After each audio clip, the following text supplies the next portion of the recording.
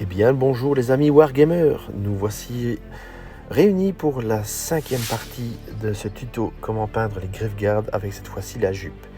Et une méthode qui n'est pas celle qu'on a utilisée jusqu'à maintenant, vous allez voir. Donc nous allons peindre toutes les parties de la jupe que vous voyez ici, que je vous montre. Cette méthode est un peu plus longue, un peu plus complexe, mais vous allez vite comprendre et vous allez voir que le résultat final va être magnifique. Tout d'abord, je vais commencer par faire un aplat sur toutes les parties de tissu que je viens de vous montrer avec du Méphiston Red. J'utilise un pinceau assez épais et je dilue au maximum la peinture. Car ce qu'on veut ici, comme pour le reste de la figurine, on veut faire un aspect vieux, un aspect crypte, un aspect sale, poussiéreux. Et donc, si votre couche de Méphiston Red est très fine, la sous-couche noire va repasser à travers votre couche de Méphiston Red. Et c'est exactement ce qu'on cherche à faire. Créer des zones qui seront un peu plus rouges et d'autres un peu plus noires. Car dans cette méthode, la couche de Méphiston Red que vous mettez maintenant ne va subir aucune shade. Donc, elle sera naturelle, elle sera votre couleur proéminente de la figurine. Dans cette méthode, nous allons simplement mettre le Méphiston Red et après juste l'améliorer avec des ombrages et des éclaircissements. Mais ce sera cette couleur-là vraie. Donc, toujours bien tiré. Si jamais vous faites du moirage, je vais dire par là, vous mettez un peu plus de Méphiston Red là à côté et de l'autre côté encore un peu plus, ça va faire un dégradé naturel complètement normal, sale, et c'est ce qu'on veut, c'est vraiment ce qu'on cherche. Donc surtout, ne rajoutez pas des couches et des couches et des couches pour que votre Méphiston Red soit parfaitement rouge et uni. C'est pas du tout ce qu'on cherche. Vous allez voir le résultat final. Vous allez comprendre ce que j'explique.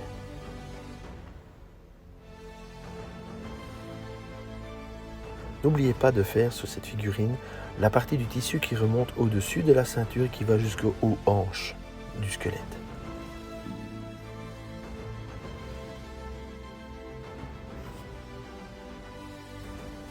Faites bien tout l'intérieur des creux, des trous et autres.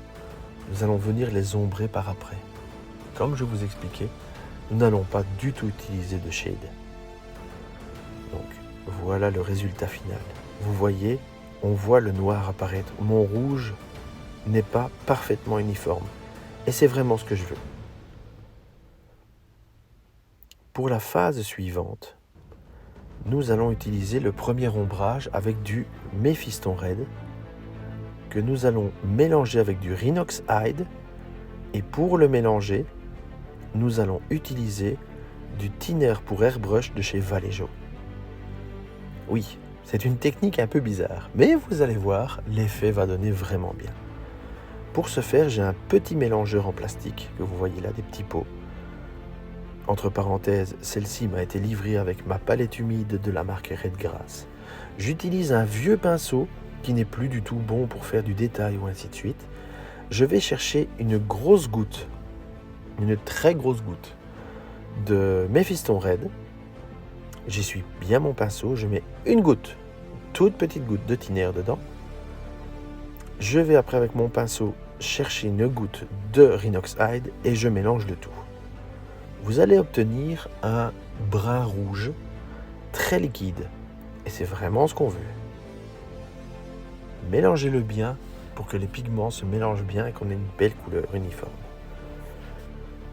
Le fait d'utiliser du thinner ne va pas se voir beaucoup sur la figurine. Votre couleur ne va pas être fort marquée, mais elle va se diluer facilement. Elle va se fondre facilement avec votre première couche. Comme j'ai expliqué avant, le Méphiston Red que vous avez fait en aplat sur la face d'avant est votre couleur principale. Donc ici, j'utilise un pinceau de taille 0 et je vais remplir avec le mélange tous les creux avec un trait relativement épais. C'est pour ça d'ailleurs que j'utilise un 0. N'ayez pas peur de trop épaissir d'ailleurs ce trait. Et vous allez faire toutes les crevasses, toutes les déchirures et tous les trous qui se trouvent dans le tissu. N'ayez pas peur de continuer un petit peu aussi le pli qui peut être marqué, de le continuer d'un demi-millimètre, d'un millimètre grand maximum, juste un petit peu. Ça va renforcer l'effet ombrage et redynamiser votre tissu, qui, n'oublions pas, on le veut sale. Vous remarquerez que je n'ai pas utilisé la même méthode ni le même rouge que pour le casque, mais je suis quelqu'un qui aime varier les peintures, les couleurs, sur sa figurine et les techniques. Donc vous voyez, c'est à peine perceptible, mais on aperçoit déjà un léger dégradé en fait dans les creux de la figurine. Pour l'étape suivante, nous reprenons notre mélange que nous venons de faire, nous reprenons notre pinceau légèrement usé, et nous allons rechercher encore une goutte de Rhinox Hide que nous remélangeons avec le précédent mélange. Notez que nous ne rajoutons aucun thinner ni même Mephiston Red. Ce qu'on veut maintenant, c'est quelque chose de beaucoup plus foncé et j'irais même dire d'un peu plus marqué. Pour cette étape, j'utilise un pinceau de taille 5.0 de la marque JR Product, toujours. Vous remarquerez que j'adore cette marque. Et là, nous allons faire vraiment de très fines lignes dans le fond de tous les creux que nous venons de peindre avec le précédent mélange. Tous les plis, tous les creux, tous les trous dans le tissu vont recevoir le nouveau mélange que nous venons de faire, le mélange plus foncé. Veillez toutefois à ne pas couvrir complètement l'intégralité du travail que vous venez de faire à l'étape précédente. Ce que nous voulons ici, c'est marquer vraiment le fond du creux. Bien évidemment, après cette étape, arriveront l'étape des éclaircissements.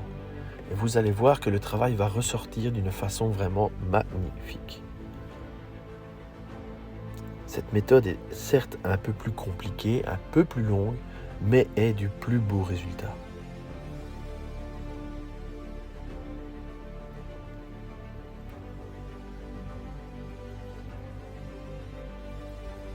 Et avec le thinner, comme c'est utilisé en thinner, elle va se fondre avec les autres couches et vous allez avoir un dégradé très fin, très léger, très naturel.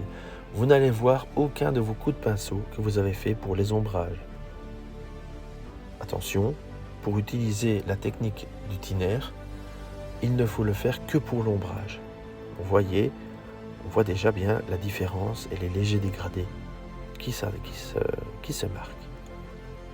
Effet que nous allons accentuer ici avec le premier éclaircissement, je vais utiliser du Evilson Scarlet.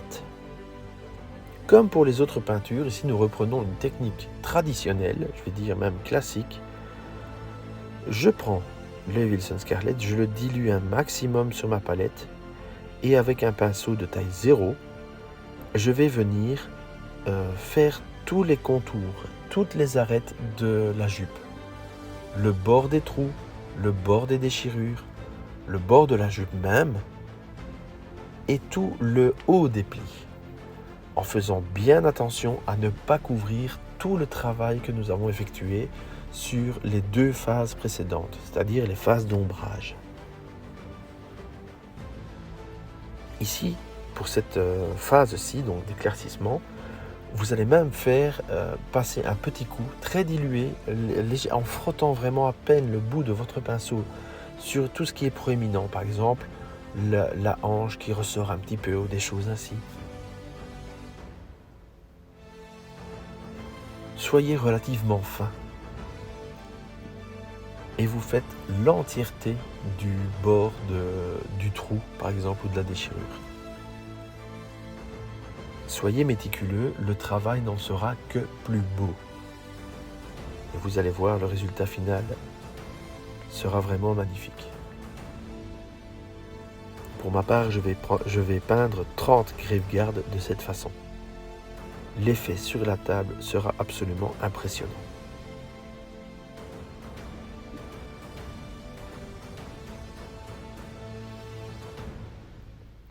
l'effet de masse restera toujours quelque chose de très impressionnant dans le wargame.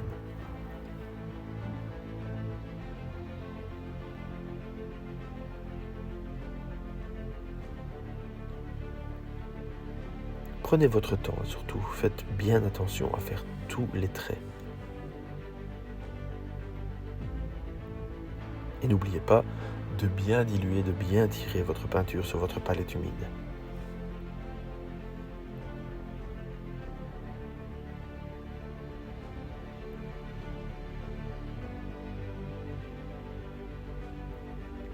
Vous allez voir déjà après cette étape-ci que tout votre travail d'ombrage va ressortir d'une façon que vous ne vous y attendiez pas. Sur un travail qu'on ne voyait à peine, vous allez voir maintenant déjà que ça ressort un maximum. Et que l'effet qu'on cherchait à faire, un tissu sale, mais avec des reflets de lumière, sera vraiment, comment je veux dire, exalté presque. Sublimé, voilà, sublimé.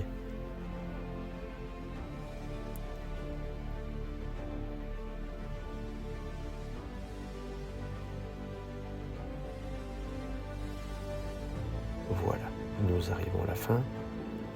Et voilà le premier résultat. Vous voyez déjà comment tout votre travail d'ombrage ressort un maximum. Comment la lumière joue déjà avec votre figurine. Et ce n'est pas fini, nous allons terminer avec un dernier éclaircissement avec du Wild Rider Red. Comme à l'habitude, nous allons le mélanger comme il faut et le tirer un maximum, le diluer au mieux sur notre palette humide. Et cette fois-ci, nous n'allons peindre que les pointes, que les extrémités, que les plis marqués, les angles. Donc c'est-à-dire, la jupe du Griffguard s'envole un peu vers l'avant, dans le mouvement de son avancée. Sur ce, vous allez avoir des petites pointes de tissu. Vous passez le Wild Rider Red, très dilué, sur ces pointes, sur tous les angles, vraiment marqués les coins, comme je viens de le dire, les angles. Sur tout ce qui va être trou dans la jupe, mettez votre figurine droite, comme s'il était debout, et ne peignez que le bas des trous. Je vous explique pourquoi. C'est ce qu'on appelle une lumière zénithale. Ça va donner de la dimension à votre figurine et de l'éclat. Même si on cherche à faire du sale, il faut quand même avoir un petit peu d'éclaircissement. Auquel cas, laissez une figurine sous-couchée en noir sur la table et voilà, il n'y a pas d'autre travail à faire. Ceci dit, vous ne serez pas accepté en tournoi, puisque la majorité des tournois maintenant doit se faire en full peint. Donc prenez un peu de temps et surtout concentrez-vous. Tout ce qui est angle, tout ce qui est pointe et tout ce qui est bas de trou dans la jupe reçoit une toute petite dose de Wild Rider Red. Vous allez voir, l'effet va être vraiment magnifique. Cette patience et cette minutie paiera son prix. Vous serez vraiment heureux d'aligner une figurine comme ça sur la table, sur le champ de bataille. Pour l'arrière de la jambe du Griffguard, faites vraiment le haut de chaque pli, afin vraiment de montrer que la lumière vient du dessus. Et voilà le résultat final. Ne trouvez-vous pas ça magnifique ? On voit magnifiquement bien chaque effet de lumière. La lumière danse sur cette jupe, c'est vraiment magnifique. Les ombrages sont bien marqués.